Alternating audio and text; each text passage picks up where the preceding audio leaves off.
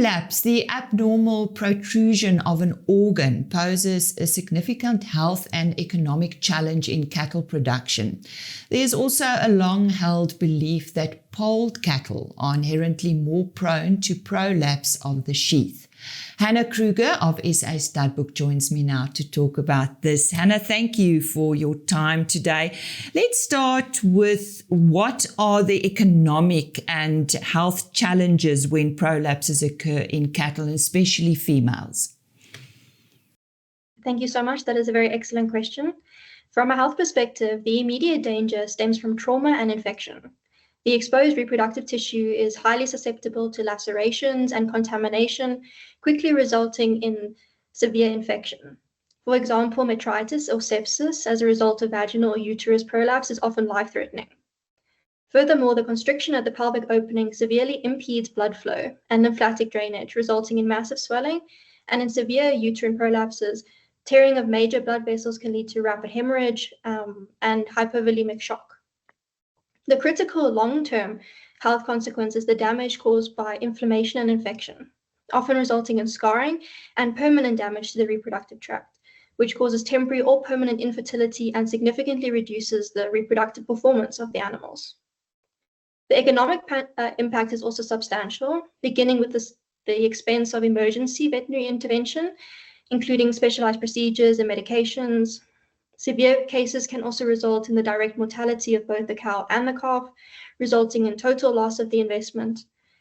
Critically, producers frequently choose to cull affected cows, especially those with vaginal prolapse, as this is often indicates a genetic or conformational predisposition with high rate of recurrence, which is unsustainable for herd profitability.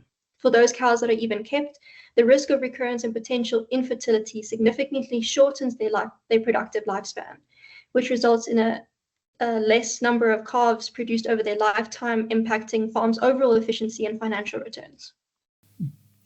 Hannah, but what are the types of prolapses that occur in female cattle, and what are the key predisposing factors identified in literature?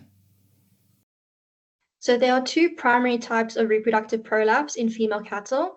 There's the vaginal prolapse and the uterine prolapse. The vaginal prolapse is also known as the prepartum prolapse. This involves the eversion of the vaginal floor with or without the cervix, and typically occurs in the last trimester of pregnancy due to high intra-abdominal pressure.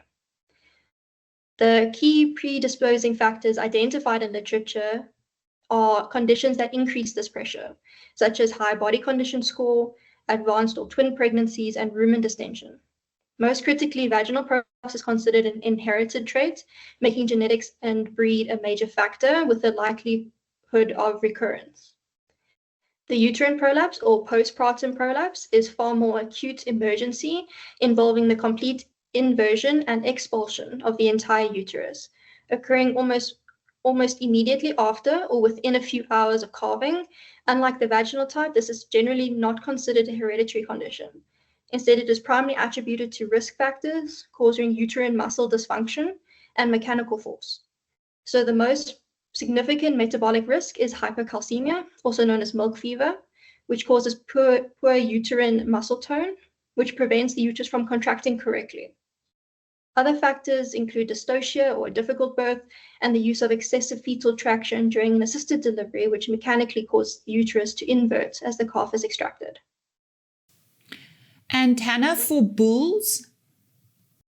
So the prolapses in bulls primarily involve the pupus, leading to a condition known as pupital eversion or prolapse pupus, which can range from mild temporary eversion to severe chronic prolapse with tissue damage and necrosis. Scientific research highlights that the predisposition to this condition is strongly linked to specific anatomical and genetic factors. The susceptibility is directly tied to the bull's sheath conformation. Bulls with excessively long pendulous sheaths, also classified as fleshy, is more prevalent in Bos indicus zebu type breeds. They are at a significantly higher risk. This conformation places the pupital orifice closer to the ground, increasing the likelihood of injury, contamination, and irritation from the environment. Critically, the condition also links to the function of the retractor pupus muscles, which are responsible for withdrawing the pupus and penis into the sheath. Research indicates that bulls with poorly developed or weak retractor muscles are unable to properly withdraw the sensitive preputual lining after extension. This failure in retraction initiates the cascade, causing the exposed tissue to dry out, become irritated, swell, and permanently prolapse. Furthermore, an overly large preputual opening can also contribute to the ease with which the internal lining can evert. The subsequent tissue damage and infection can permanently prevent breeding and result in significant economic loss from culling. Hannah, you wrote an article about this, and in that article, you mentioned there is a long-held belief that polled cattle are inherently more prone to prolapse of the teeth. Now, I can imagine the science behind this is much more complicated. Talk to us about that. Yeah, so it's an excellent point to raise. The belief that polled cattle are inherently more prone to prolapse of the sheath is quite persistent and a frequent topic of conversation amongst breeders. You are correct that the science reveals a much more complicated relationship, showing the connection is a classic case of correlation, not causation.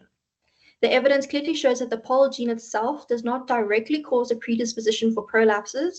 Instead, the association observed in some bloodlines is the result of genetic linkage, a phenomenon often referred to as genetic drag or linkage disequilibrium.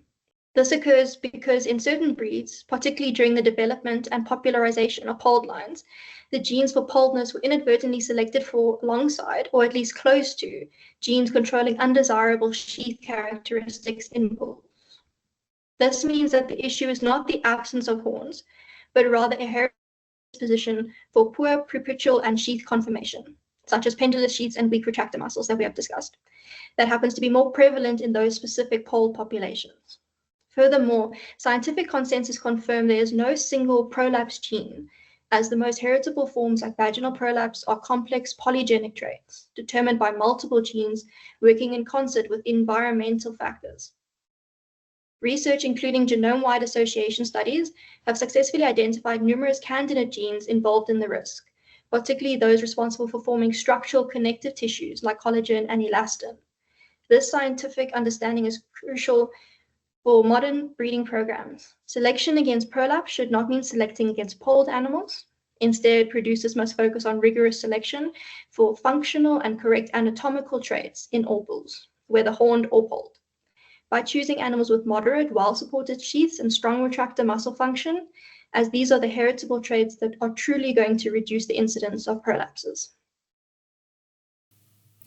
Hannah, thank you very much for sharing SA Studbook's research on prolapse with us. That is Hannah Kruger from SA Studbook.